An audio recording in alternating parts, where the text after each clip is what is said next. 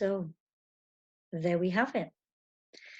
A mini online festival from Newcastle Noir 2020. We really couldn't let this weekend go by without bringing some criminal joy and criminal magic to everyone who was due to gather this weekend in Newcastle at the City Library and celebrate a weekend of crime fiction and crime writing. Again, please keep the date in your diary for next year, April the 30th to May the 2nd. We will be back, hopefully, at Newcastle City Library. And the momentum that's grown from online chat over this weekend has suggested we may need even more than 3 days to celebrate being back together again. But please, in the first instance, those are the dates that Newcastle Noir 2021 will be back. We'll also, as we've said before, simply reprise the programme as close as possible as the one that we were going to have full programme for this year.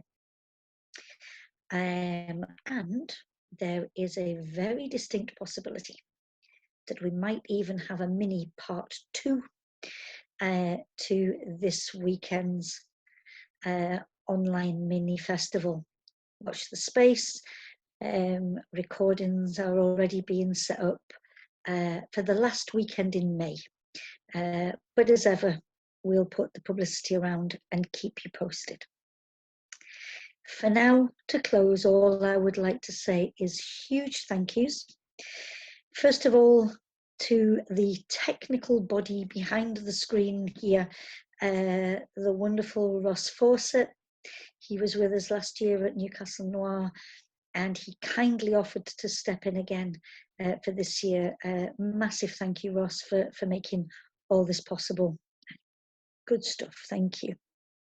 I'd like to thank Newcastle City Library and all the staff there, in particular David Hepworth and Derek Tree, for giving us every support to carry on, despite the fact that we're not in that wonderful location for this year. So thank you, Newcastle City Library. For all the authors that have appeared this weekend, again, so grateful for your time and your graciousness in spending conversation and discussion. There are 2 other people that I must thank with regard to putting the word out there, and that is Karen Robinson at the Times Crime Club. It is always a pleasure to chat with you, and when you wonderfully said that you would mention Newcastle Noir in this week's Times Crime Club article, you made me one happy Dr. Noir. Thank you for that. On the other side of the thanks, it must go to Fiona H. Smith and the Crime Writers Association. Again, agreeing to put our publicity up on your webpage. Crime Writers Association, much, much appreciated. Thank you for helping us get the word out there.